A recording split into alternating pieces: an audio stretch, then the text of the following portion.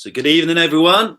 It's Friday. It's the 26th of June, and it's the 14th edition of the LA Cinema Film Quiz, which I present every Friday during the government lockdown. 8:30 every Friday, a live cinema quiz. We've got the live chat window, as always. Hoping you've all had a really good week. It's been beautiful weather down here in the south in Bristol.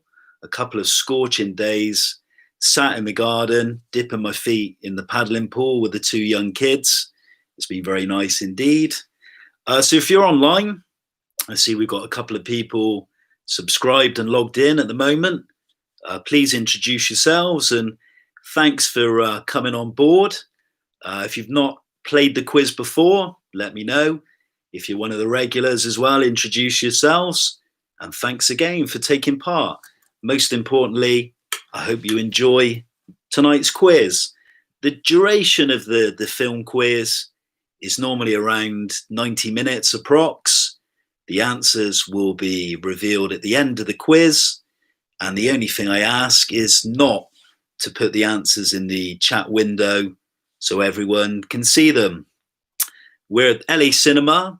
We're a community cinema based in a little village on the outskirts of Bristol in the county of Somerset. And we do regular film screenings, but obviously during the government lockdown, we've been unable to do that, provide that service.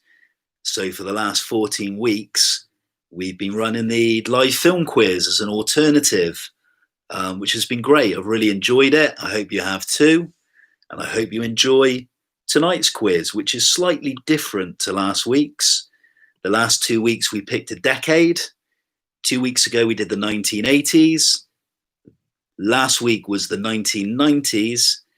And this week I've mixed the topics, which I did write in the chat window above. So the topics tonight are Kevin Bacon films. We had a request for that some weeks ago, so we've put that one into the mix. We're going to be looking at the films of the great actor, the American actor Jack Nicholson. We're going to be doing remakes, box office failures, and then lastly, we're reintroducing the horror genre at the end. So we'll start the quiz in just a minute. 5 rounds and a total of 50 questions. And as I said, we'll reveal the answers at the end of the night. So before we start, I normally give a couple of recommendations for films or television serials that I've watched during the week. I've been a bit lazy this week. I haven't watched anything at all. And I think that's down to the beautiful weather. I've spent most of it in the garden. And I've also, just not really had the time and doing a lot of children duties and so on. So I haven't watched anything this week, but I have been buying my usual DVD and Blu-ray purchases. So a couple of these came in the post. I thought I'd just recommend them to you. See if you've seen them, see what you think. So the first film I purchased is a film by the director Costa Gavras, and this won the Best European Film Oscar, going back, I believe, in the late 1960s. It's a political film, which is supposed to be absolutely brilliant, called Z. It's about events that took place in Greece many years ago, and it's highly rated as one of the best political films by a very good director, who also made a film called Missing with Jack Lemmon and Sissy Spacek, which is very good as well. Some other purchases, films I've not yet seen. I don't know anything about this particular filmmaker. Excuse my pronunciation. His name is Takashi Kitano. And this is a film called Hanabi, which I've heard some very good things about. Some great critical acclaim. So I thought I'd check this one out. And my last 2 purchases are the acclaimed horror film, The Changeling, which is one of Scorsese's favourite horror movies, starring the great George C. Scott, who won the Oscar for Patton, going back to the 1970s. So I need to watch this one next week at some stage. And as we were on Kevin Bacon films, I'd heard some very good some good things about this film, a very dark film called The Woodsman. So I picked this one up for about £1 on eBay. I'll be watching this one next week at some stage. I don't know if any of you have seen any of those DVD films that I purchased. If so, give me a shout out. And I noticed we got a couple of people that have joined us. So a shout out to Bloom Solver, who says an idea for a future round, complete the film lines as opposed to film quotes. I'm liking that. Gail Rogers returns. Gail, Karina, Amanda, Dan, Steve and Alex for this week's edition of the quiz. My friend and extraordinaire when it comes to film knowledge and expertise, Mr. Baseheart, who normally gets a very good score.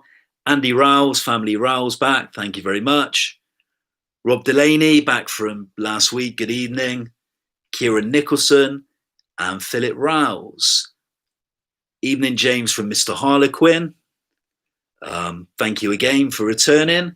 And are you all ready to make a start?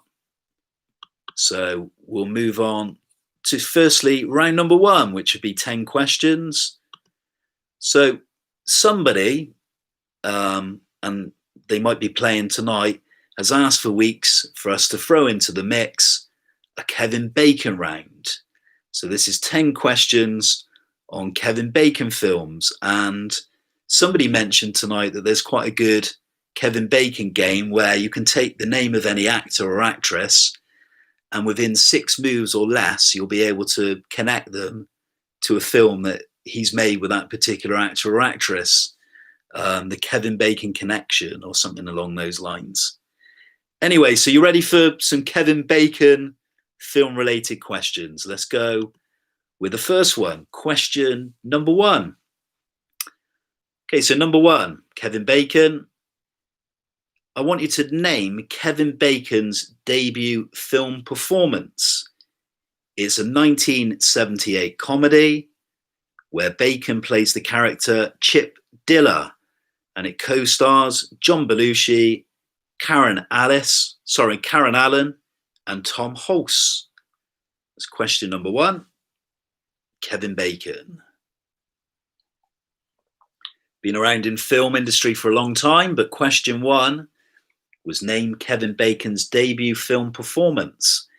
A 1978 comedy where Bacon plays the character Chip Diller, co-starring alongside John Belushi, Karen Allen, and Tom Hulce. That is the first question of the night. Question number 2. So Bacon married which American actress in 1988? She appeared in the films Singles, and Phenomenon. That is number 2. So Bacon married which American actress in 1988? She appeared in the films Singles and Phenomenon, which I believe co-starred John Travolta back in the 90s. A couple more people just joined us. Shout out to Kieran Ray and Shirley Cormish. Thanks again for taking part. I hope you've had good weeks. Question number 3. Bacon appears in which 1984 film about a city teenager who moves to a small town where rock music and dancing have been banned? However, his rebellious spirit shakes up the populace. That's question number 3. So yeah, a description of a film from 1984 is about a city teenager who moves to a small town where rock music and dancing have been banned. However, his rebellious spirit shakes up the populace. Tell me the name of the film. Moving on to number 4, round number 1. So Bacon plays Valentine McKee in the 1990 comedy horror Tremors.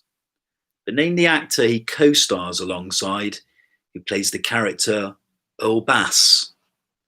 That one's number 4. Okay, so it was Lucy Hawkins that came up. There were for the request for Kevin Bacon. I'll be interested to see what your score is. I'm hoping for a 10 out of 10. And Amanda says hello too from London. They're regular players of the quiz. Thanks again. So yeah, repeat number 4. Bacon plays the character Valentine McKee in the 1990 comedy horror Tremors. But name the actor he co-stars alongside who plays the role of Earl Bass. That's number 4. A film that always used to come on late night TV. I can remember it as a kid. It used to be on at like 10, 11 o'clock. It's quite a good little film. I think they did a number of straight to video sequels. Not as good. Number 5 now. In 1990, Kevin Bacon appeared with a star-studded cast in Flatliners, about 5 medical students who experiment with near-death experiences. But name the director. He also directed Batman Forever, Falling Down, and The Lost Boys. So number 5, quite a topical question. Imagine most of you know the answer for this one, but you know when I reveal the answer. So in 1990, Kevin Bacon appeared with a star-studded cast in Flatliners, about 5 medical students who experiment with near-death experiences. But name the director. He also made Batman Forever, Falling Down, and The Lost Boys. So we're halfway through this round. Do you know your Kevin Bacon knowledge? Been around for such a long time in films. Good actor, in my opinion. A little bit underrated. But number 6, Bacon plays an Alcatraz prisoner accused of murdering a fellow inmate. In which 1995 movie? It co-starred Christian Slater and Gary Oldman. So number 6 again repeated. Kevin Bacon plays an Alcatraz prisoner accused of murdering a fellow inmate. In which 1995 movie? Co-starring Christian Slater and Gary Oldman. 4 more left for this round. We move on to number 7. Excuse me. So Kevin Bacon plays Noakes, a prison guard who sexually abuses a group of boys in a detention centre. In which 1996 Barry Levinson movie? I remember going to see this one at the cinema when it was released. There's an all-star cast in this one as well. But Kevin Bacon plays Noakes, a prison guard who sexually abuses a group of boys in a detention centre. In which 1996 Barry Levinson movie? Number 8 now.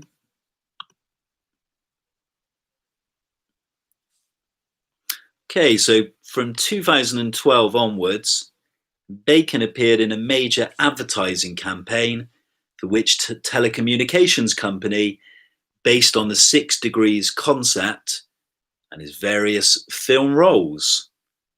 So you've probably all seen Kevin Bacon in these advertisements, either on television or before the main film in cinemas. But from 2012 onwards, Bacon appeared in a major advertising campaign for which telecommunications company based on the 6 Degrees concept and his various film roles. Number 9's a giveaway, and you'll know why when I read the question, because it relates to the introduction. So Bacon plays a child molester who returns to his hometown after 12 years in prison to start a new life. But name the 2004 film. That is number 9. So Bacon plays a child molester who returns to his hometown after 12 years in prison to start a new life. But tell me the name of the 2004 film. And then lastly, we go with number 10. The last question of the first round. So Kevin Bacon appears in which new horror film alongside Amanda Seyfield? It's about a former banker, his actress wife, and their spirited daughter who book a vacation in an isolated Welsh countryside where nothing is quite as it seems.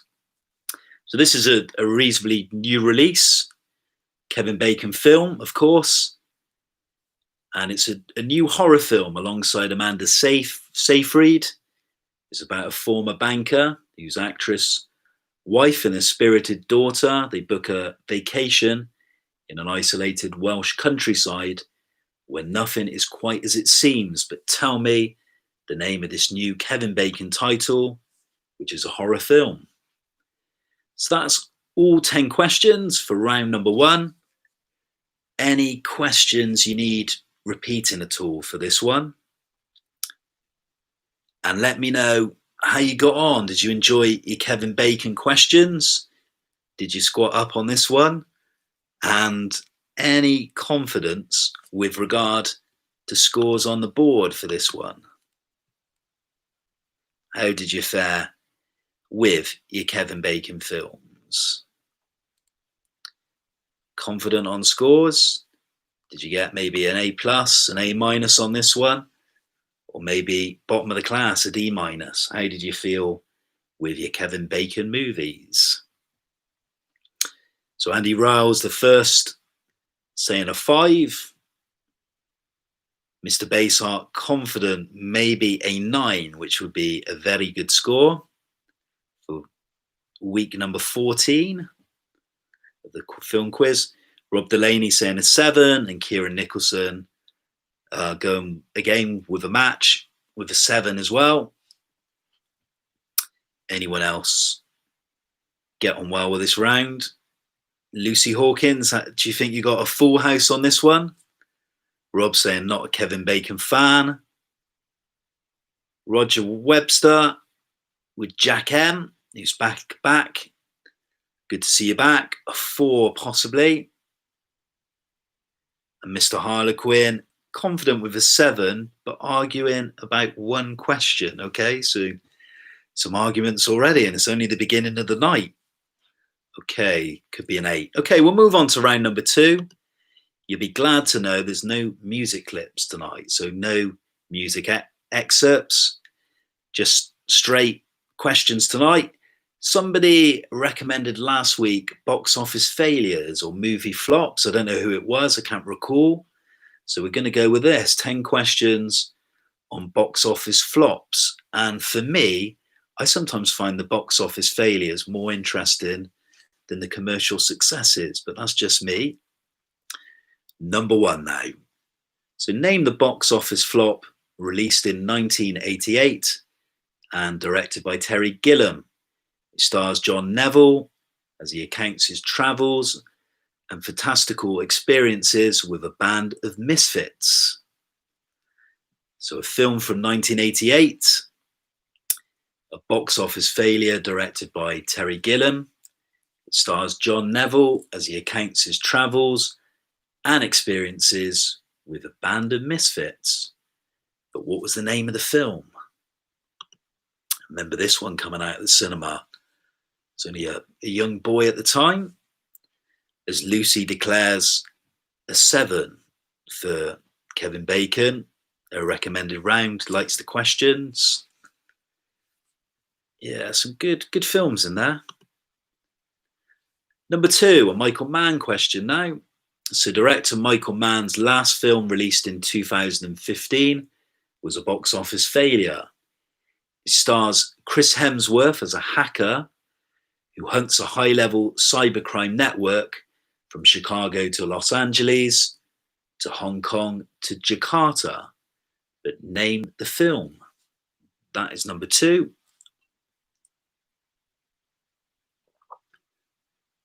Number 2 on movie flops. Director Michael Mann's last film was released in 2015. It was a box office failure, sadly. It stars Chris Hemsworth as a hacker who hunts a high-level cybercrime network from Chicago to Los Angeles to Hong Kong to Jakarta. But name the film. That's the question 2. 10 again in this round. Kind of usual format. 5 rounds tonight. So number 3, this is a film I saw recently on DVD. I thought it was a tremendous film. But name the William Friedkin movie released in 1977 and a remake of the 1953 movie The Wages of Fear. Critically acclaimed, but a box office failure, and featuring Roy Scheider in the main role for this one. So the third question, name the William Friedkin movie released in 1977 and a remake of the 1953 movie The Wages of Fear. Critically acclaimed, but a box office failure, and featuring Roy Scheider in the main role. But tell me the name of this film from the late 1970s. Move on to the fourth question. I hope you've all had a good week and been enjoying the sunshine. It's been beautiful weather in sunny old Bristol. So number 4, 2 answers to this one. So I'm looking for 2 answers. The 2003 comedy romance Giggly stars which celebrity couple? They were an item at the time. So 2 answers to this one. So it's a 2003 comedy romance called Giggly. It stars which celebrity couple? They were an item at the time. So who are they? The actor and the actress. Halfway through the round now, as we move on to number 5 for round number 2. So I want you to name the director of the 1980 film Heaven's Gate. The film received hostile reception at the time of release, but now hailed as a masterwork. The director in question won Best Director for The Deer Hunter and also directed Thunderbolt and Lightfoot and The Year of the Dragon. So question on a specific American filmmaker. Tell me who they are. The director of the 1980 film Heaven's Gate. The film received hostile reception at the time of release, but now hailed as a masterwork. The director in question won Best Director for The Deer Hunter and also directed Thunderbolt and Lightfoot and The Year of the Dragon. It's another film I feel I should have seen. I own a copy of it somewhere, but never seen Heaven's Gate. Be interested if anyone has, if they'd recommend it or not. I've heard some good things. A long film, an epic. As we move on to number 6, name the Steven Spielberg 2016 film adaptation of Roald Dahl's children's novel, which sadly bombed at the box office and features the voice of Mark Rylance. That's number 6. Question on one of the Hollywood greats and successes, Steven Spielberg.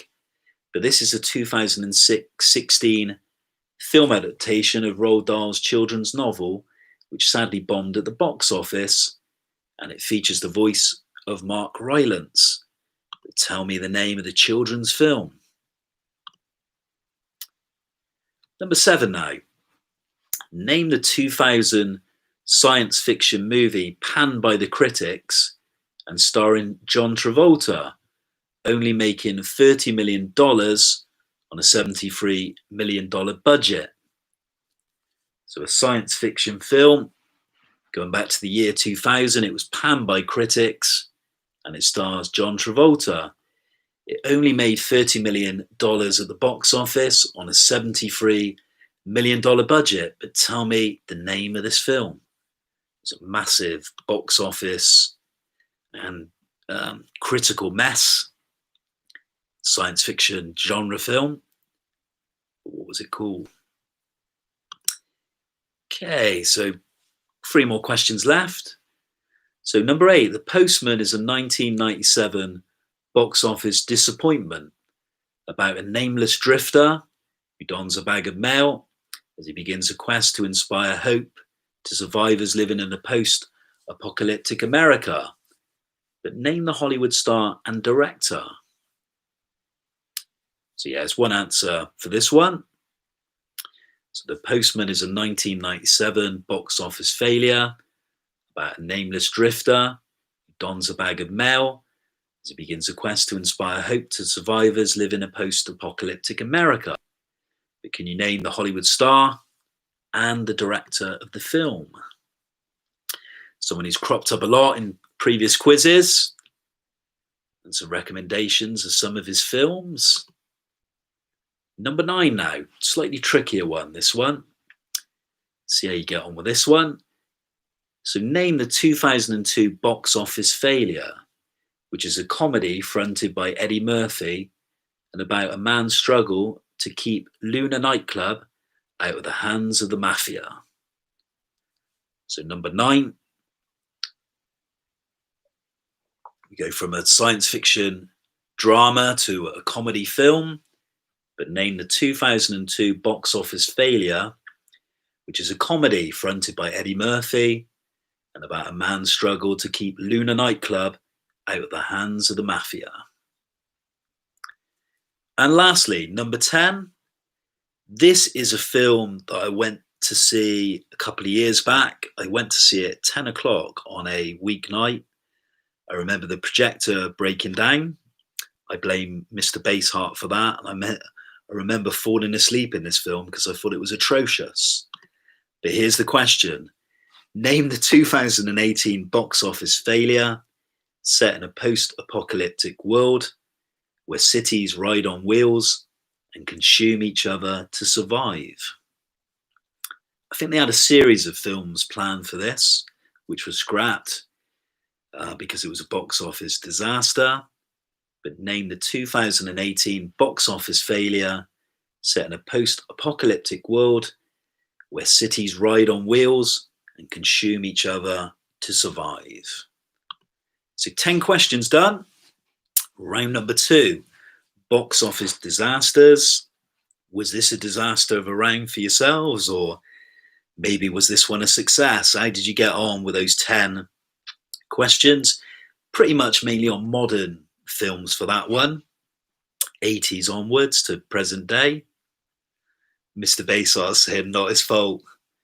Yeah, it was a funny night. I oddly woke up when the projection broke down. I think my friend next to me enjoyed the film and he was giving me a nudge.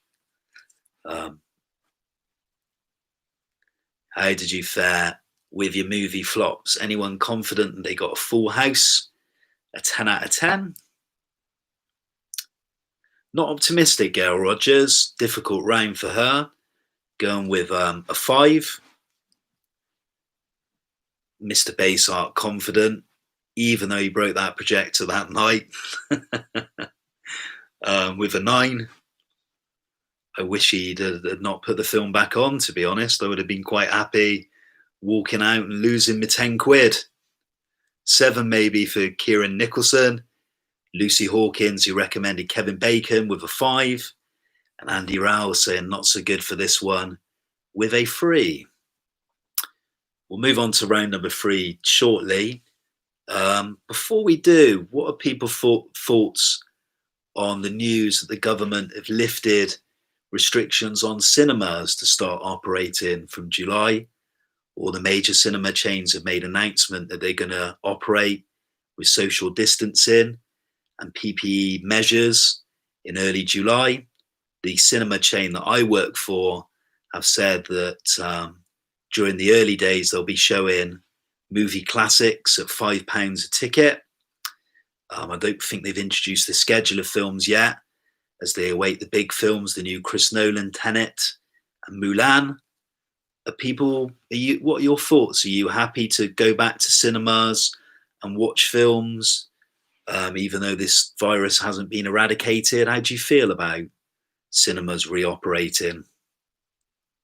A couple of people saying looking forward to future releases, but they're way later in the year, aren't they? Top Gun Maverick, Bond's not till November. That got pushed back. That's going to be the pool. But maybe with circumstances, will it make as much money as it would have done with these circumstances? Mr. Baysart already back. Amanda would be queuing up Amanda, on the other hand, will be queuing up overnight. She wants to go back to cinemas for escapism and watch great films. I work in a cinema, as you may be aware. I work for Showcase Cinemas, which is National Amusements, the company.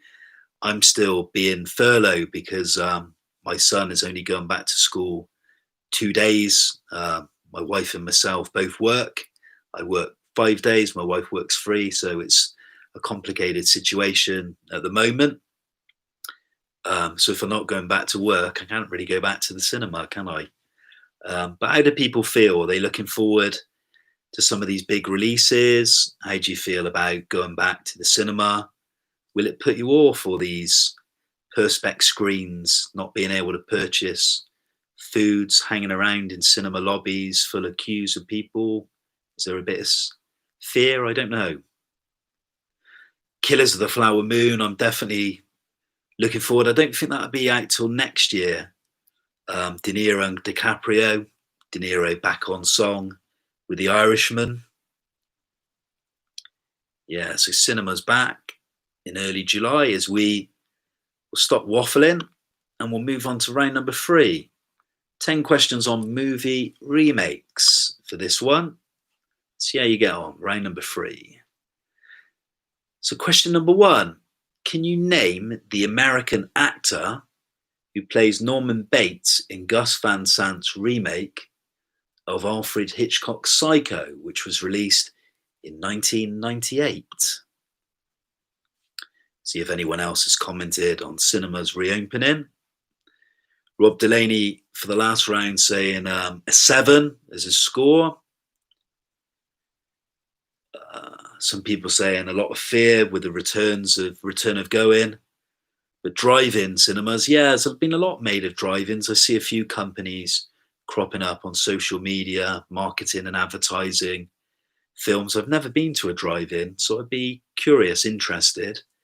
My only issue is the high ticket price, £30 to watch a film. For me, it's got to be a very good film to warrant that price tag. Amanda going with Mr. Harlequin to a film. Any films you'd be seeing, looking forward to? Okay, movie remakes. Number 2. So Robert Mitchum plays convicted rapist Max Cady in the 1962 original. But who plays the role in Martin Scorsese's 1991 remake of Cape Fear? So question 2, Robert Mitchum plays convicted rapist Max Cady in the 1962 original, but who plays the role in Martin Scorsese's 1991 remake? Remakes was another suggestion of a round from last week. And number 3, so Brian De Palma's Scarface is a remake of the 1932 original, directed by Howard Hawks. But who played the mob leader in the original? So I hope you got your thinking caps on and know your early Hollywood cinema, your black and whites. This is an actor from yesteryear, a really good actor. And the question was as follows. Brian De Palma's Scarface is a remake of the 1932 original, directed by Howard Hawks, but who played the mob leader in the original film? Number 4 now on remakes. The 1986 film version of Little Shop of Horrors is a remake of a 1960 movie by which B-movie director? So a question thrown in the mix on a director. Can you name him or her? So the 1986 film version of Little Shop of Horrors is a remake of a 1960 movie by which B-movie director? Okay, number 5 now. We're at the halfway mark for round number 3. So Martin Scorsese's Oscar-winning film The Departed is a remake of which Hong Kong thriller made in 2002? saw The Departed when it came out, cinema release, and I went back to the original, not knowing it was a remake.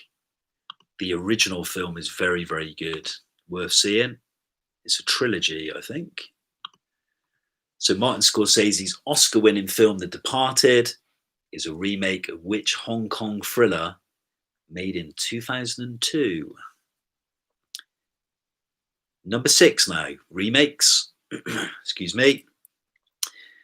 Name the directors of the 2010 remake of 1969's True Grit.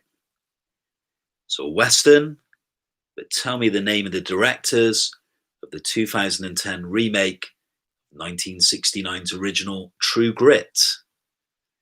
That is number 6. Number 7 next.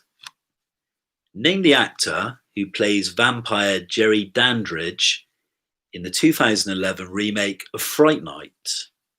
So Fright Night was a film released in the mid-1980s, 85, I believe.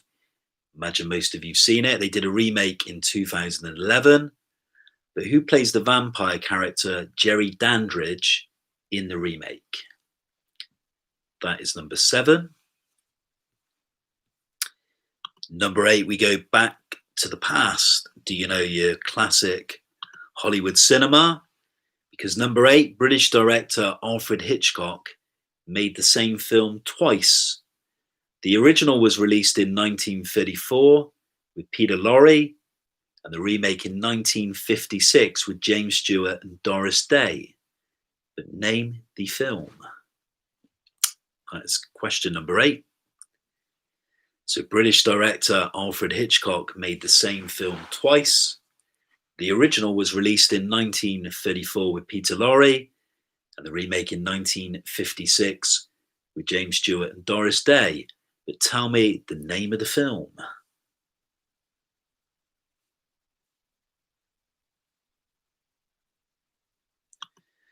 And I've just noticed now that I've thrown the same question in almost twice. Oh, must be going senile. So I don't know if to make another question up on the spot or just read this question. I think I'll read this question anyway. Okay, so number 9. The Coen brothers remade which 1969 Western starring John Wayne in 2010? Going senile. It's question number 9. The Coen brothers remade which 1969 Western starring John Wayne in 2010?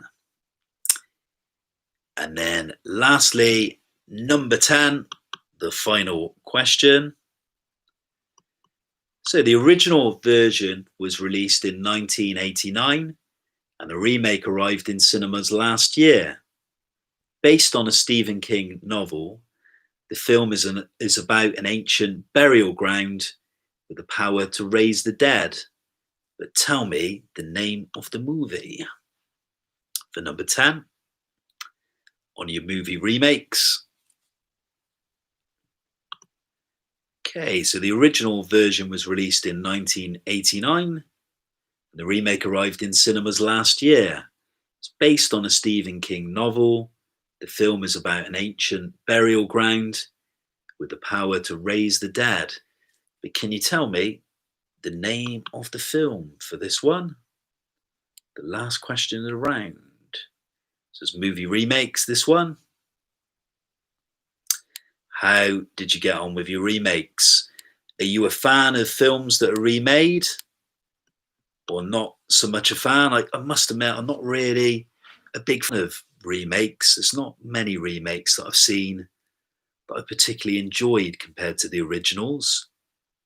Mr. Baysart, confident, 10 out of 10. He believes he scored with his remakes. How did everyone else fare? Did they enjoy this round or maybe not so keen? This one was another recommendation. I don't know if the person that recommended this round is playing this evening. If so, let me know. I added it for this evening. Thought it would be a nice one to add. And we're over the halfway point for this one with 2 rounds left to go for the night. Gail Rogers, 6-7, saying a great round. She enjoyed this one. Mr. Harlequin, based in London, I believe. It was him that recommended, and now regretting it. Okay, could maybe do this one again, possibly bring it back. We're doing a horror a bit later. That was a recommendation weeks ago, and it went down really well. Shirley Cormish, maybe a 5. And Rob Delaney, shouldn't remake films, create new ideas. There's another new Scarface coming. I agree with you, Rob. You know, it's difficult sometimes to be original, but sometimes you can create a new spin on something. Yeah, I'm totally in your court with this one. Not many remakes I've seen that I've enjoyed, but later I will be asking you your favourite remakes, ones you've enjoyed and maybe ones you've not so much enjoyed. And Lucy Hawkins, the Kevin Bacon lover, and recommended that round number 1 tonight, saying maybe a 5. Okay, we're going to move on to Jack Nicholson. Any of you like Jack Nicholson? He's made some great films, particularly in the 1970s. Very successful. Such a great character, charismatic. Almost can get away with murder, can't he, Jack Nicholson? Because he is Jack Nicholson. So somebody asked for a Jack Nicholson round. We've done rounds on the great Al Pacino to mark his birthday. We did Clint Eastwood, the icon and filmmaker. My favourite Hollywood star, Robert De Niro. We now turn to Jacko, Jack Nicholson. 10 questions on the Hollywood legend that is Jack Nicholson. Okay. We'll go question number 1. At this point, I really needed somebody to do a Jack Nicholson impersonation. Or did anyone see that great video during the Oscar ceremony when Jennifer Lawrence won the Oscar and he tried chatting her up afterwards, after the Oscar party? I thought that was great. He just crept up with his shades on, and, you know, most men would probably be arrested for that, but not Jack Nicholson. Okay, so Jack Nicholson, number 1. How many times, so sorry, for this one, there's 4 answers for this one. So how many times has Jack Nicholson won the Academy Award? And name the films he's been awarded for. I shouldn't have said that because I pretty much gave too much of a clue. Here's Johnny, yeah. So how many times has Jack Nicholson won the Academy Award? So I just want a number. How many times? And name all the films that he's won the Academy Award for. So very successful with the Academy. But can you tell me how many times Jack Nicholson has won the Oscar? And name the films he's been awarded for. That is number 1 to open us up. Number 2, Nicholson plays Eugene O'Neill in which Warren Beatty directed film about a radical American journalist who becomes involved with the communist revolution in Russia? It's number 2. This is a film I mentioned a couple of weeks ago as a film I purchased on DVD as part of the lockdown. It's up behind somewhere on the shelf. It's a long film. I've not seen it as yet. I hear it's very good. So number 2, Nicholson plays Eugene O'Neill, in which Warren Beatty directed film about a radical American journalist who becomes involved with the communist revolution in Russia. That is number 2. Number 3, slightly more contemporary. Nicholson plays mob boss Frank Costello, in which Martin Scorsese Best Picture winner, released in 2006. So I'll repeat that. Nicholson plays mob boss Frank Costello, in which Martin Scorsese Best Picture winner, released in 2006. Number 4, a slightly harder one. You need to tell me the director, but specifically name the European filmmaker who directed the 1975 Nicholson film The Passenger, about a frustrated correspondent who takes on the identity of a dead arms dealer. Number 4. So name the European filmmaker who directed the 1975 Nicholson film The Passenger, about a frustrated war correspondent who takes on the identity of a dead arms dealer. So this is a film that got a re-release, a cinema re-release not so long ago. I saw it in an art cinema here in Bristol, The Passenger. If you've not seen this film, highly recommend it. It's a great film. But tell me the name of the European director.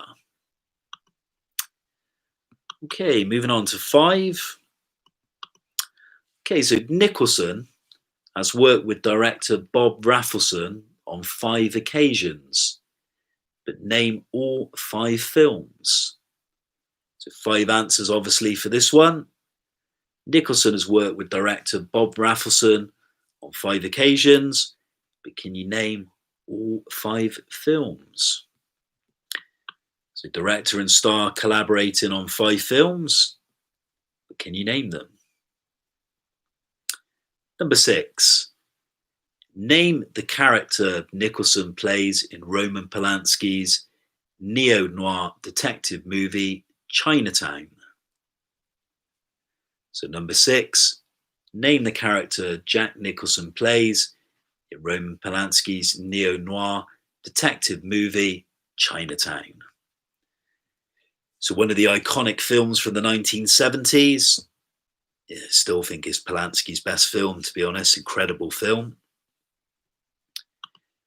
So number 7 now. Name the Hall Ashby film where Nicholson plays a naval officer ordered to bring back a young offender to prison, but decides to show him one last good time along the way. That is number 7.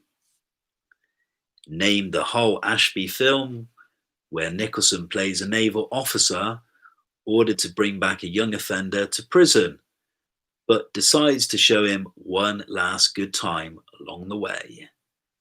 Tell me the name of the film. Hall Ashby film. Another good director. Did Harold and Maude, which is a lovely little film. I suspect some of you have seen that. Very underrated director from late 60s, 70s. Made some cracking films. I think he did Shampoo as well. That was a Hall Ashby film. Okay, so somebody said, here's Johnny earlier on, but here's a quote, the quote from Stanley Kubrick. But I want you to name the character Nicholson plays in Stanley Kubrick's 1980 horror classic, The Shining. So number 8, name the character Nicholson plays in Stanley Kubrick's 1980 horror classic, The Shining.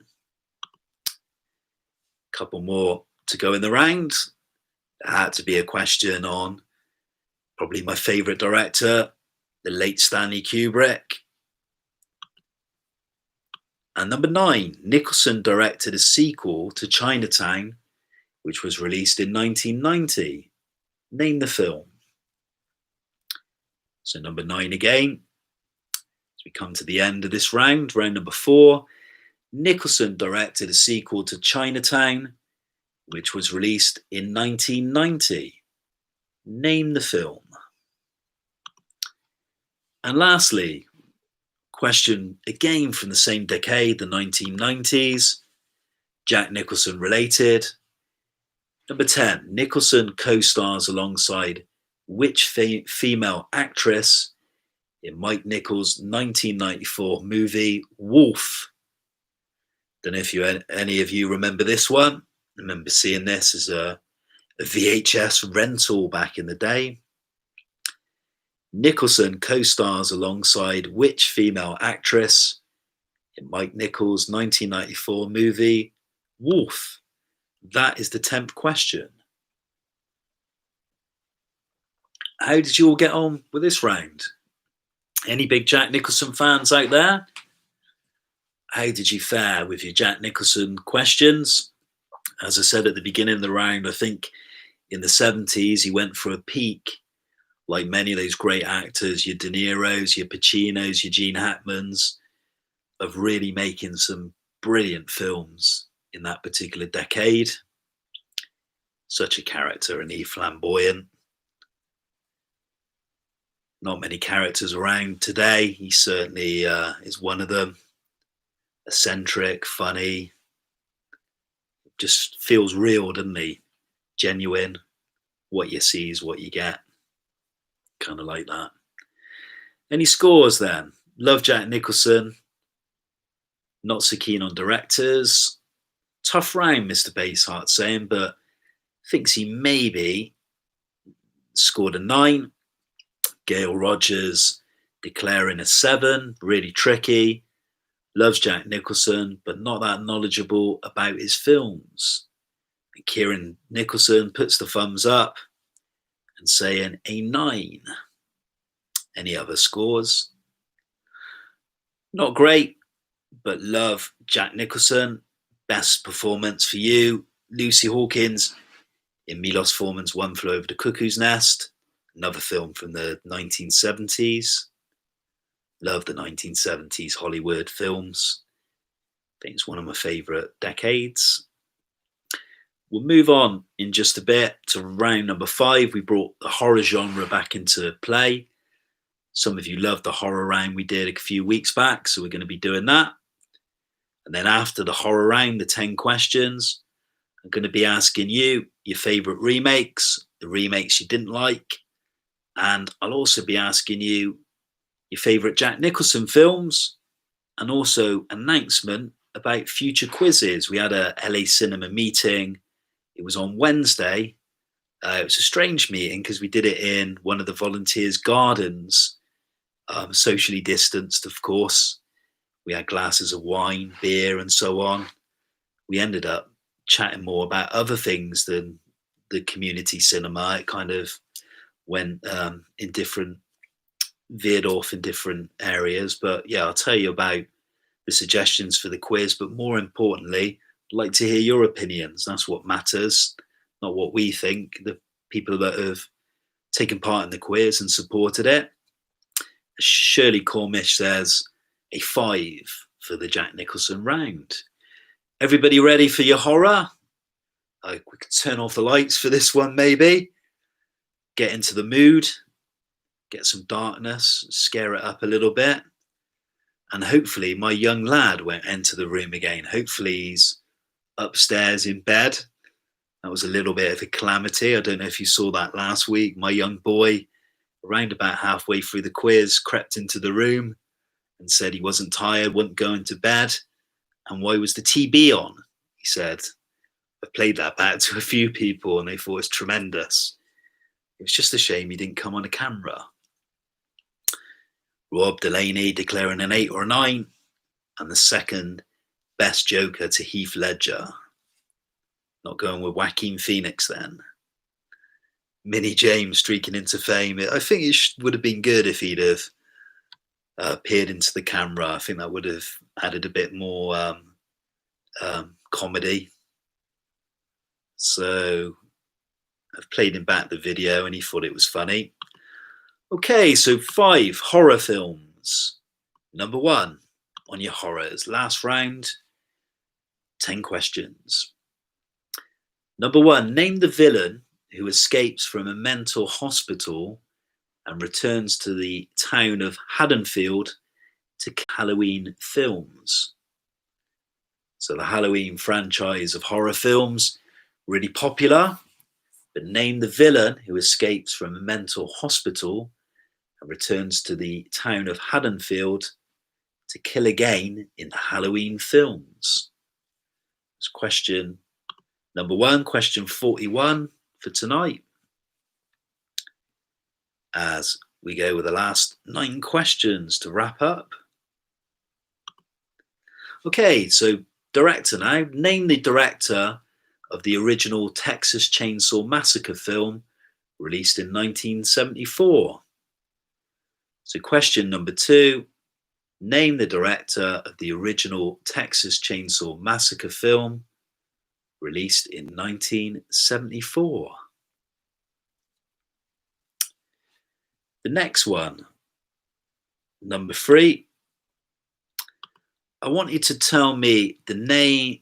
So I want you to name the actor who plays a brilliant scientist who is transformed into a giant man-fly in David Cronenberg's The Fly. That is number 3. So the third question for tonight is name the actor who plays a brilliant scientist who is transformed into a giant man-fly in David Cronenberg's 1980s horror The Fly. Tell me the name of the actor for that one. Okay, so number 4, horror films. Name the evil doll in the Child's Play horror movies. So a famous, I suppose you could say iconic horror figure, character. But for number 4, tell me the name of the evil doll in the Child's Play horror movie franchise. Number 5 now. Name the talented British actor who plays Dracula in Francis Ford Coppola's 1992 film adaptation of Bram Stoker's novel. So number 5, halfway through the round on the horror genre. And question number 5 is, name the talented British actor who plays Dracula in Francis Ford Coppola's 1992 film adaptation of Bram Stoker's novel. Move on to number 6. Again, a question on a filmmaker, a director. So for this one, I want you to tell me the name of the director of the 1996 crime horror flick From Dusk Till Dawn. Remember seeing this one back in the day. There were some funny scenes in this film. Quite like it, to be honest. It's a good little film at the time. Quite fairly original, mixing genres. But name the director of the 1996 crime horror flick From Dusk Till Dawn. And number 7. Name the British actor who played evil clown Pennywise in the 1990 TV film version of Stephen King's It. Number 7. So number 7 repeated. Name the British actor who played evil clown Pennywise in the 1990 television film version of Stephen King's It. That was obviously remade in 2 parts in the last couple of years. Quite enjoyed part 1. I didn't see 2. 2 was seemed to get panned by the critics. First one picked up some reasonable reviews. Number 8 now. 2 strangers who awaken in a room discover they are pawns in a deadly game perpetrated by a notorious serial killer. Name this 2004 horror starring Kerry Elwes and Danny Glover. That is number 8. So number 8, 2 strangers who awaken in a room discover they are pawns in a deadly game perpetrated by a notorious serial killer. But name this 2004 horror film which stars Kerry Elwes and Danny Glover. Moving on to number 9 now, 2 to go. So it's question 49 of the night. Name the child actor who plays the role of Cole Sear in M. Night Shyamalan's The Sixth Sense. So number 9, name the child actor who plays the role of Cole Sear in M. Night Shyamalan's The Sixth Sense. It's number 9. And question 50, the last one of the night. Question 10 for the round is name the actress who won the Best Actress Oscar for her performance as abuser Annie Wilkes in the 1990 film Misery? That's the last one. So the final question of tonight, the 14th edition of the Lockdown LA Cinema Quiz. Can't believe 14 has flown by in such a rate of knots. Name the actress who won the Best Actress Oscar for her performance as abuser Annie Wilkes in the 1990 film Misery. That's the final question of the night, and final question to wrap up the round on horror films. And I was thinking when I was reading out that question 9, is Sixth Sense, is that really a horror film? I'm not sure it is, to be honest. It's in there, but how do you feel you got on with this round? Anyone confident on the scores? Gail Rogers saying an 8 for that, she thinks. So Gail first declare the score. How did you find the quiz this evening? Did you enjoy tonight's quiz? We didn't do it on a theme as such. Last week we did the 90s decade, the week before that the 80s, so I mixed it up with the kind of usual format. Mr. Baseheart is saying a 9. That would be a good score. Kieran enjoyed the quiz. Did you prefer it than going with a specific decade? Roger Webster is saying an 8 to 10, he reckons. Rob Delaney is saying 8, possibly a 9 for this. Your horror. Anyone else? See if there's any more scores. We'll take a little bit of an interlude and then reveal the answers for week number 14. Shirley likes this one and confident she's done pretty well. And it was Amanda's suggestion. Yeah, I can recall now. So you're hoping she'll get full marks for this one. Roger Webster, thank you. Really enjoyed this one. Didn't do too well. Okay, so we'll reveal, Rob enjoyed this one. We'll reveal the answers in just a minute or two. I was going to mention a couple of things before we sort of start giving you the answers and seeing what your scores were. Okay, so to start with, we had some rounds tonight. We had a round on the actor Jack Nicholson. So my question really to you was nice and simple. There's a few Jack Nicholson fans in the room tonight. What are your favourite Jack Nicholson films and which ones were you disappointed with? So if you had to name your favourites and maybe ones you were not so less enthused about, what would you say? If I had to name a favourite Jack Nicholson, a lot of them would be from his peak era. I'd say 5 Easy Pieces. Chinatown would be number 1 for me.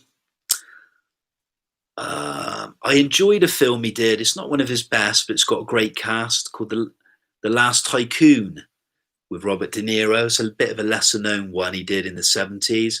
And The Passenger would be high on my list. I think that's a great film.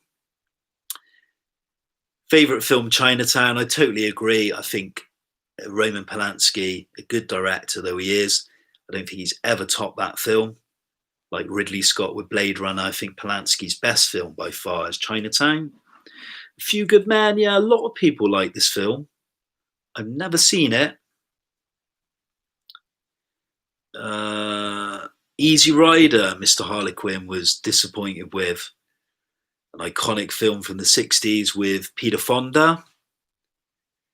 As Good as It Gets. Do you know what, Amanda? You're going to slap me over the back of the head. I saw that at the cinema, As Good as It Gets, and I really didn't like it at all. I didn't enjoy it. I felt it dragged. It was long for me. About Schmidt, Batman, the original Tim Burton. The Last Detail, well, that's an answer from tonight's quiz. Okay, so a few Jack Nicholson suggestions, mainly films you'd highly recommend, your favourites, featuring the actor. What about remakes? I find remakes harder, but the remake I do enjoy. I do like Scorsese's remake of Cape Fear, mainly because I don't think that the original was particularly that well known, even though it's got two big stars, Gregory Peck and Robert Mitchum. But I think the remake is very, very good. Maybe a little bit underrated, although when it was released in '91, it was on critics' best polls for the year. Barry Norman loved it, apart from the ending. Yeah, Kevin Bacon cropping up again, Witches of Eastwick for Nicholson. Cronenberg's The Fly, yeah, of course that is a remake. Yeah, I'll go with that. It was a good film. I've not seen it for a number of years, but yeah, a good film by a good director. Anyone else want to declare any favourite remakes that they like that Hollywood have made, or maybe remakes in Europe or other parts of the world? I think The Departed isn't a bad remake, in fairness. Infernal Affairs is the original, which I think is a Korean film. I think that's a pretty decent remake. The Thing is good, John Carpenter. Yeah. Anyone else want to say any remakes they liked, or any remakes they were bitterly disappointed with? Be interested to see if there's any further comments. Your remakes, which ones did you love? Which ones did you hate? So we've had The Thing, David Cronenberg's The Fly. I put Scorsese's Cape Fear into the mix. Okay, see if there's any more suggestions. Before we reveal the answers, as I said, we had a meeting about the quiz, what we're going to do with the lockdown slightly easing. I suggested that with cinemas going back and some sense of normality, with leisure industries reopening, I was going to say that we were going to do 2 last weekly quizzes on a Friday. So there'd be one next week, which falls on July the 3rd, I believe. And I was going to do the last Friday weekly quiz on the 10th. So that would be the last of the weekly lockdown quizzes. But the volunteers who are also involved with the cinema think that it's been a success. We seem to have a little bit of a following. People I speak to at work, in the village, say we've enjoyed the quizzes. So I was thinking, after the last 2 on the 3rd and 10th of July, that we possibly do 2 a month. And I was thinking the second Sunday of the month at around about 8:30, and the last Sunday of the month. I thought Sunday was a good day, because a good evening, because it tends to be a relaxing evening where we just maybe watch something on the TV, not a particularly late night because of work the next day. How does everyone feel about that? Or do people just want to see 2 last quizzes for the lockdown and then just call it a day? What are your opinions? Are you happy to pursue it? For me, a Friday night after work, I normally have a bit of a routine on a Friday. I might go and watch a film at the cinema. I'd have a few beers. I normally watch some music documentaries on BBC4, and I normally have a few too many, to be honest. So it's keeping me sane. Jack M, Roger Webster. Yeah, I appreciate that. I really do. After the last 2, the 3rd and 10th of July, would you like 2 a month? Would you be up for that on a Sunday evening? What are people's suggestions? What are you thinking? Do you want this carried on? The volunteers, I suggested maybe having a co-host.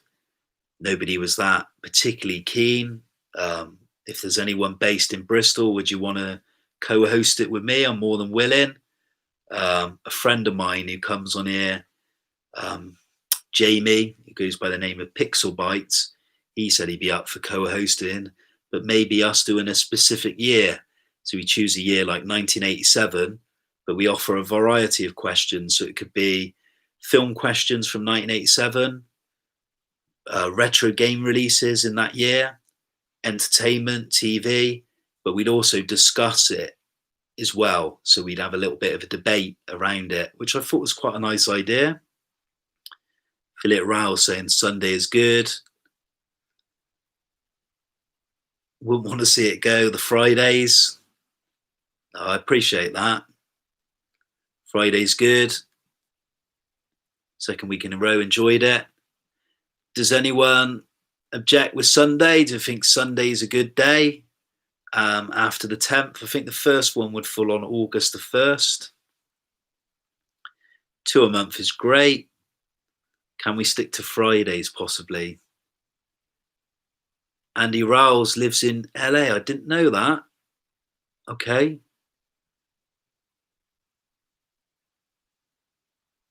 Yeah, I'd be up for co-hosting.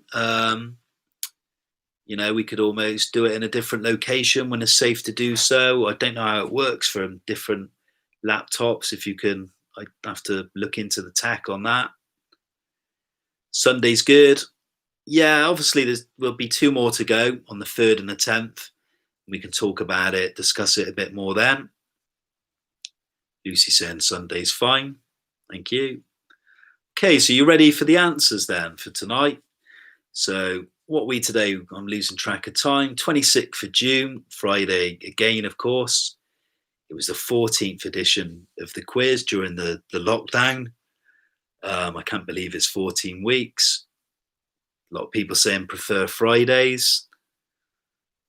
Yeah, the only thing I thought with a Friday, I thought most people went out when things go back to normality, I thought people had a Friday night going out to a film, doing something, going out for a meal, to the pubs. That's what I was thinking.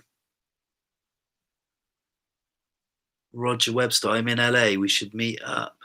Jack M. So Jack M, are you based in Long Ashton then? Yeah. Yeah, I'd definitely be up for, it'd be nice to meet, get involved in the cinema as well. LA Cinema. Yeah, sure. Okay, so we'll go for the answers then. See how you all got on. Kevin Bacon was the first round. So let's see how you got on. So answer number 1 was name Kevin Bacon's debut film performance. It was a comedy. It was National Lampoon's Animal House. So National Lampoon's Animal House. Question number 2, Bacon married which American actress in 1988? It was Kira Sedgwick. Tricky one. Kira Sedgwick, the answer for number 2.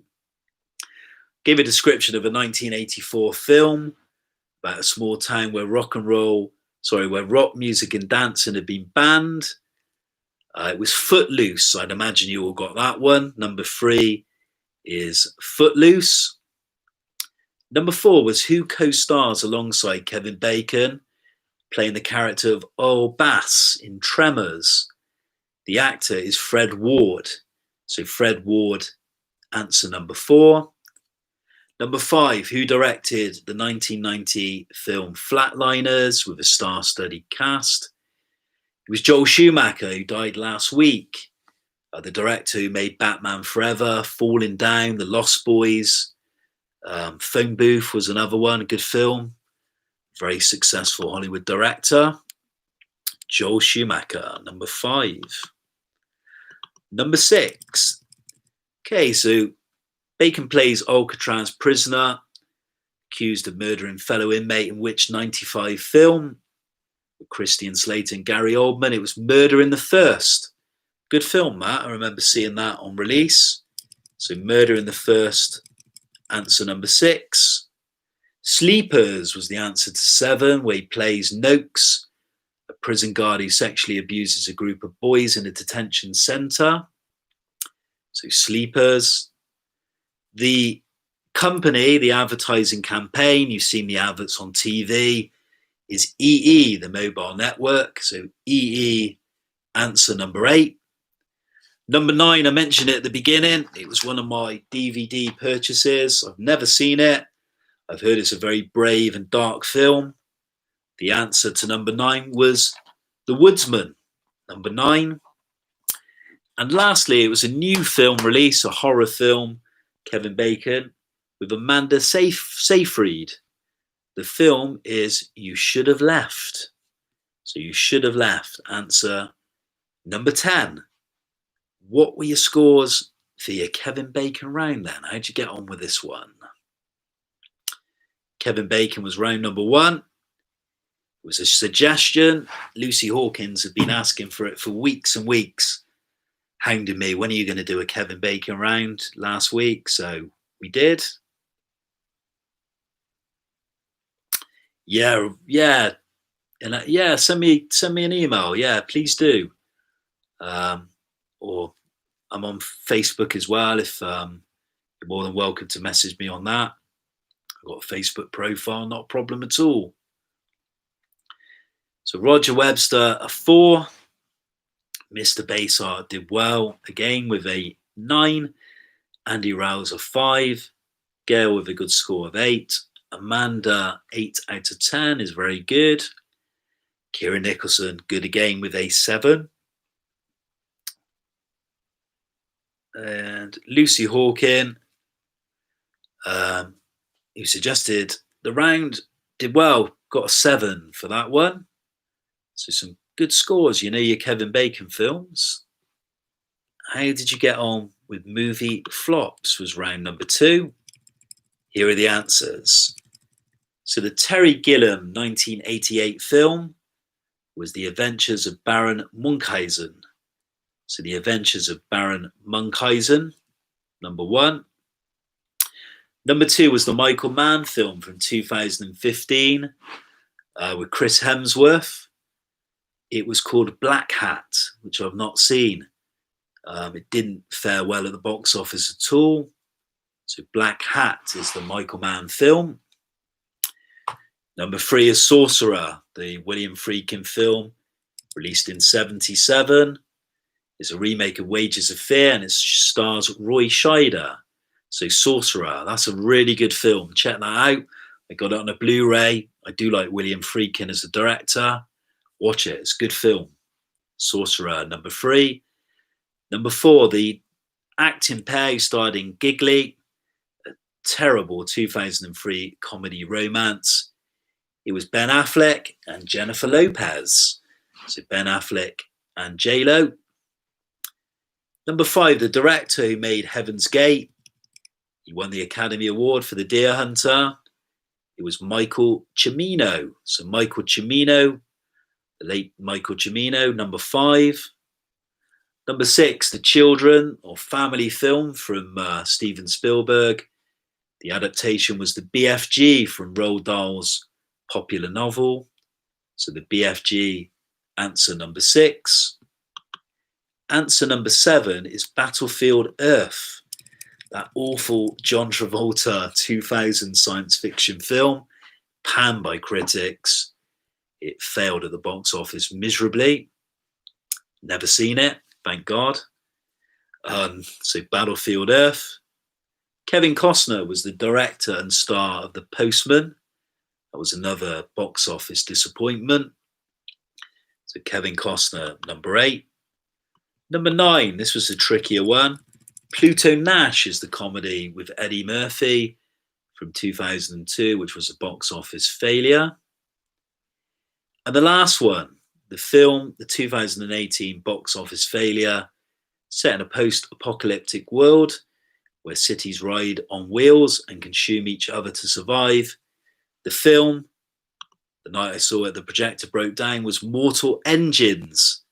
It was a shame Mr. Basart got it working again, because I thought it was a bloody atrocious film. Excuse my language.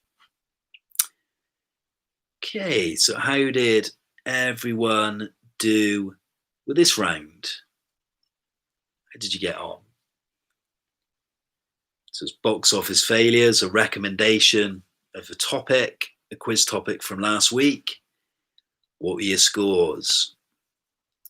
Were you a disaster with this one or a success? Somebody mentioned The Pledge as a brilliant Jack Nicholson film. Saying fine with the Sundays. Roger Webster, 6 out of 10. Mr. Basart, full marks with a 10. I think we should duck him a couple of points, though, for that projector going wrong. Free ticket for Mr. Ewan presenting the quiz. A tricky 5 for Gail. Andy with a 4 saying rubbish. It's not bad. It's not like you got a 0 or 1 or 2. Kieran Nicholson, a 9. Good score. Okay. So what was round 3? I need to recap. It's movie remakes. So we went from box office disasters to remakes. The actor who was in the remake of Psycho was Vince Vaughn. So Vince Vaughn, answer number 1. Question number 2, who plays Max Cady? Robert Mitchum had played him in the original. It was Robert De Niro who played him in the remake. And I mentioned that's one of my favorite remakes. So Robert De Niro for number 2. So tricky one for number 3. The actor who played the original role, mob leader in Scarface in the 1932 Howard Hawks directed original, was Paul Mooney. Paul Mooney, answer number 3. The director of Little Shop of Horrors, the original from 1960, was the B-movie director, Roger Corman. So Roger Corman is answer number 4. Infernal Affairs is the original film that Scorsese adapted for his remake, The Departed. So Infernal Affairs is the original. If you've not seen that, that's worth checking out. The Coen brothers directed the remake of the Western True Grit, originally released in 1969. So the Coen brothers, who played vampire Jerry Dandridge in the remake released in 2007 of Fright Night, it was Colin Farrell. So Colin Farrell, Chris Sarandon played him in the original. So the film that Alfred Hitchcock made twice, in 1934, then again in 1956, it was The Man Who Knew Too Much. So The Man Who Knew Too Much is the answer for number 8. The answer for 9, I repeated the same question twice. The Coen brothers remade True Grit. So True Grit is the answer for number 9. And the last one was the remake of a horror film based on a Stephen King novel about an ancient burial ground with the power to raise the dead. The film was Pet Sematary. That wasn't a bad remake, in fairness. I thought it was reasonable. How did you do with your film remakes? A couple of other good scores from the last round that have come up. Kieran Nicholson with a 9. Rob Delaney, a good score with a 9. How did you get on with remakes? Roger Webster saying a 5. Andy Rowell struggling with this one with a 3. Kieran Nicholson did well with a 7. Mr. Basart, full marks, a great 10. Gail Rogers with a respectable 7, another good score. 7, Rob Delaney, but saying still not a fan of remakes, and I totally agree with you there. And Lucy Hawkins getting half of them with a 5. Okay, so round 4 was 10 questions on Jack Nicholson films. The answer for number 1 was how many Academy Awards has Nicholson received? He's won 3 altogether. And the films he won for: Best Actor for One Flew Over the Cuckoo's Nest. Terms of Endearment, he got the Best Supporting Actor gong. And As Good as It Gets, he won the Best Lead Actor role again. So it was 3 times: One Flew Over the Cuckoo's Nest, Terms of Endearment, and As Good as It Gets. Okay, the film where he plays Eugene O'Neill, a Warren Beatty film about a radical American journalist involved with the communist revolution in Russia. The film, which I spoke about last week, is Reds. Not seen it. I've heard it's very good. So Reds. Number 3 plays mob boss Frank Costello in The Departed. So it's The Departed, the Martin Scorsese Best Picture winner from 2006. Number 4, did you know you're a European director? It was Michelangelo Antonioni that directed the 1975 Nicholson film, The Passenger. And it's a very, very good film indeed. Some great filmmaking on display from Michelangelo Antonioni, one of the Italian greats. Okay, 5 answers to number 5. Nicholson has worked with filmmaker Bob Rafelson on 5 occasions. What were the films? Number 1 was 5 Easy Pieces. Number 2 was The King of Marvin Gardens. Number 3 was The Postman Always Rings Twice. Man Trouble was 4, and Blood and Wine, number 5. So they were 5 Easy Pieces, The King of Marvin Gardens, The Postman Always Rings Twice, Man Trouble, and Blood and Wine. Number 6, Jake Gettys is the character he plays in Roman Polanski's brilliant neo-noir classic, Chinatown. So it's Jake Gettys. The Last Detail, Mr. Basehart mentioned as a Nicholson great film. That was the Whole Ashby film. So The Last Detail was the answer for number 7. Number 8, the character he plays in Stanley Kubrick's The Shining is Jack Torrance. So Jack Torrance. The next one, the sequel to Chinatown, which Nicholson directed and starred in 1990, was The Two Jakes. The Two Jakes, which was never in the same league as Polanski's Chinatown. And who's co-starred alongside Nicholson in the 1994 film Wolf? It was the gorgeous Michelle Pfeiffer. So Michelle Pfeiffer, the last answer for the Jack Nicholson round. So yeah, tally up your scores. How did you fare for this one? How do you do on your Jack Nicholson movies? We'll see how you got on, and then we'll move on to the last round. The penultimate round was horror films. We brought back the horror genre for this week.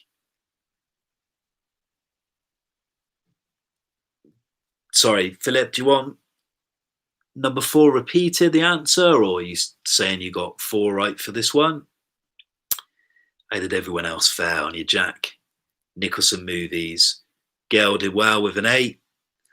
Okay, so the answer for number 4 was Michelangelo Antonioni, the director of The Passenger. Mr. Basehart did very well. Roger Webster, 7, not a bad score. So some good scores so far. You like your Jack Nicholson films? And the last round we move on to, the penultimate one, was the horror genre. Let's do the full 10. So the answers for the horror round. So Amanda wanted this one back. So the character from the Halloween films is Michael Myers. Michael Myers, answer number 1. The director of the original Texas Chainsaw Massacre film from 1974 is Tobe Hopper. So Tobe Hopper for number 2.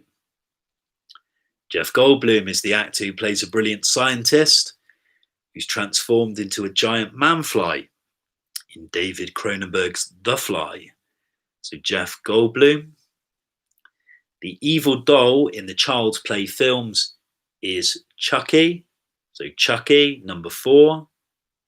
The British actor who plays Dracula in Francis Ford Coppola's adaptation of Bram Stoker's novel in 1992 is Gary Oldman. So Gary Oldman is answer number 5.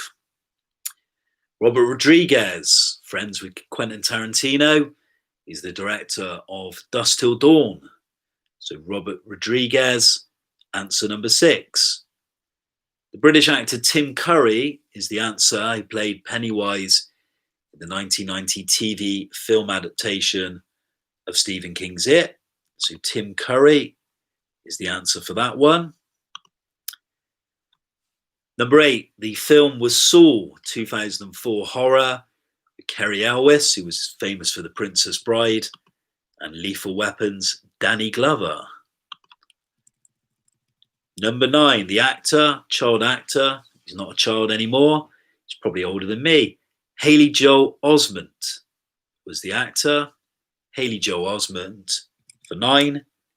And the actress who won the Best Actress Award for a role in 1990's Stephen King adaptation Misery is Kathy Bates. So Kathy Bates, the final answer of tonight. So it was the last round, the horror round. It was 10 questions again. Questions 41 to 50. How did you get on with these? Any good scores for your horror? As we wrap up the 14th edition of the LA Cinema Film Quiz. We've been going for around about 90 minutes tonight. I've enjoyed this one. It's been a lovely week in Bristol. Sunny weather. What are your scores? Rob Delaney, good score of 9. He likes his horror. Gail does too with an 8. Good score again. Mr. Baseheart, 9, another good score. And Kieran Nicholson equaling with the same number.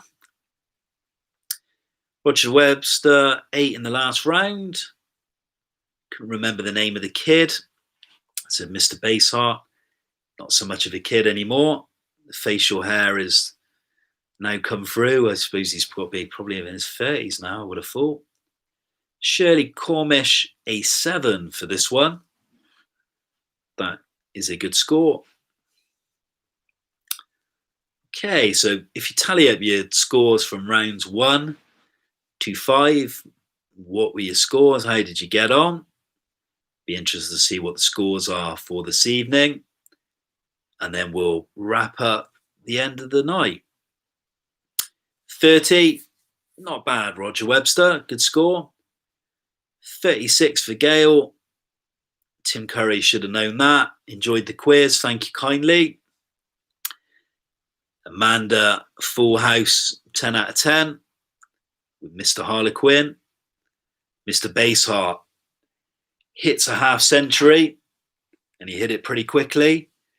Pretty good with a bat. The new Brian Lara, maybe. Kieran Nicholson, 5 behind with a good score, 45.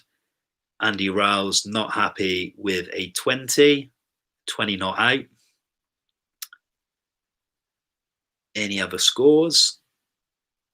Okay, so we moved next week. I think it falls on Friday, July the 3rd. Crikey, we're in July already. Rob Delaney, good score, 46. What would people like to see as suggested topics for next week? Do you want to see something different? Do you want me to maybe just pick a year next week? Or what would people like? What are your suggestions for Friday, July 3rd quiz? What would you like to see? I think for the last Friday one, July 10th, I'm certainly going to have a few drinks. Any odd excuse. I might even crack open the whiskey if you don't mind. What would you like to see? Topics or themes for next week's quiz? Animal films. Yeah, this one crops up a lot.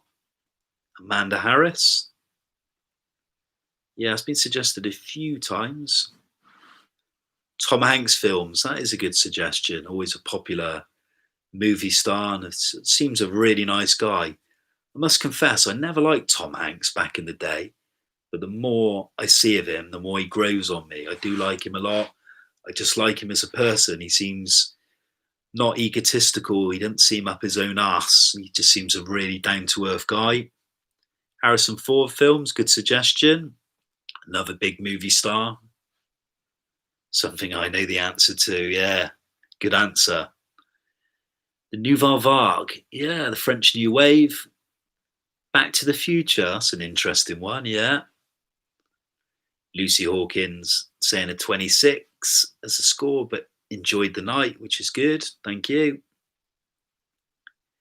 Musicals, Leonardo DiCaprio, The Coen Brothers is a good suggestion. So yeah, we got a good few suggestions. Yeah, if there's anyone based in Bristol that would like to get involved with the LA cinema when it starts reoperating, we're hoping to start screening films again in September is the plan, in late September. I think it falls on September the 19th, which is a Saturday.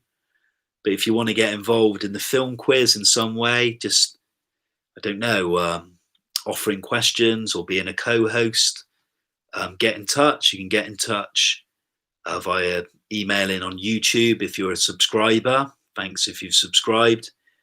You can email me. I'm quite happy to. Shall I type in my personal email address? Would that help? If anyone wants to get involved, put my personal address. More than welcome to drop me a line if you want to get involved in any way. Sometimes it's quite nice to have two heads. A co-host, I think, can be quite nice. That's my email address if you want to get in touch. If you want to take part in the quiz as a co-host or offer any ideas or suggestions, or what I said about changing the dates after the next 2 weeks to maybe the second Sunday and last Sunday of the month, just let me know. Okay, so we're going to wrap up for this week. Thanks for everyone that took part. We had a lot of people take part tonight, which was nice. Thank you kindly. Really appreciate it. It's a highlight of my week. I really do enjoy talking about films. I enjoy this. I enjoy your company. Even though I can't see you, I can just read your comments. It's nice. You feel kind of part of something, a little community, and everyone's really nice with their feedback. I've been sent some really nice emails and messages, and it kind of means a lot. It's very nice, very humbling. People have been so nice. Remember to stay safe, of course. Take care. Thanks a lot for everyone again.